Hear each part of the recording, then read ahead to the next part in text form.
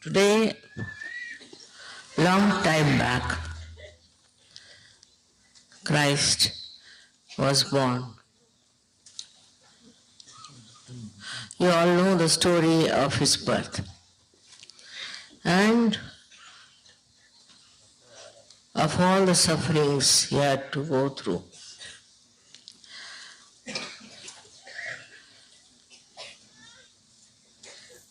He is the one who has given us a model of a Sehajyog. For he didn't live for himself in no way, but he lived for others, working out the Agya Chakra. You may be divine, you may be very powerful, but this world is so cruel that they don't understand spirituality. They don't understand the spiritual greatness. Not only that, but there are many factors which attack spirituality. They have always done it. Every saint has suffered a lot. But I think Christ has suffered the most. As you know, he was endowed with all the powers of Shri Ganesh, as he is the reincarnation of Shri Ganesh. The first of them was his innocence. He was the eternal child, we should say. That he couldn't understand the cruelties and the hypocrisy of this stupid world. Still, if you understand, what can you do about it? But with great courage he took birth in the country where people had no idea of spirituality. I've read a book about him saying that he came to Kashmir. He met one of my forefathers, Shalivana. It's very interesting because it's all in Sanskrit. And the writer perhaps did not know Sanskrit. So he has given everything in Sanskrit language, which is not very congenial, I'm sure, to the Western people. Thank God he didn't know Sanskrit, otherwise it would have been very dangerous.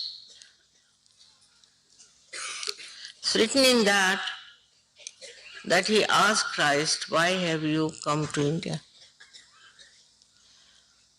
So he said, this is my country. That's why I've come here, where people respect spirituality.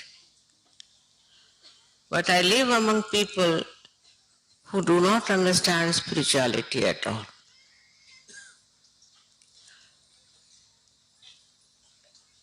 His conversation with him was very, very interesting because Shalivana said that there is more reason that you should go back to your country and teach them Nirmala Tattvam. That's the principle of purification. Went back after 3.5 years. He was crucified. I personally think the big difference between the Western execution and Indian is that in the West, killing is a very great profession. With the slightest pretext, they kill people.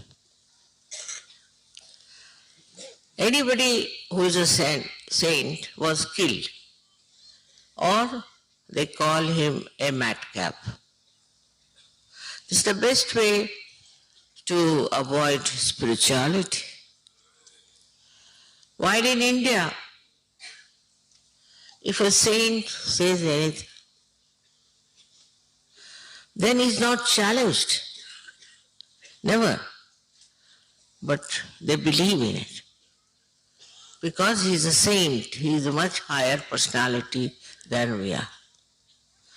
Though there were very nasty people around and they tortured them, but as a whole, the public, the people, respected them.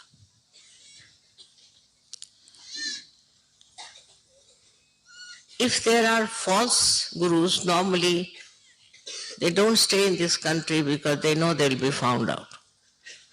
Also, they are so money-oriented that they go to America or to some foreign countries and settle down there to make money.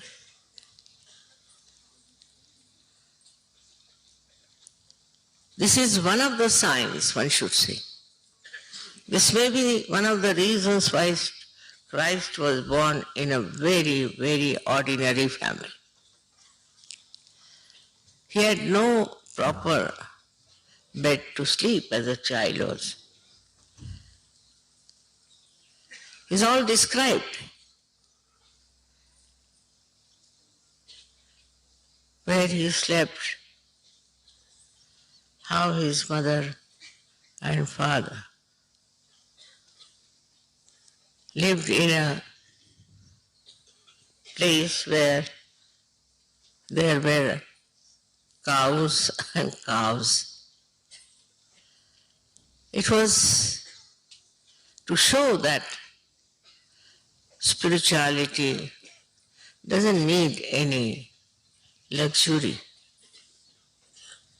doesn't need any pomp and show. It is a power within. It is a glow and the light within, which shows automatically. You don't have to do anything to show it off.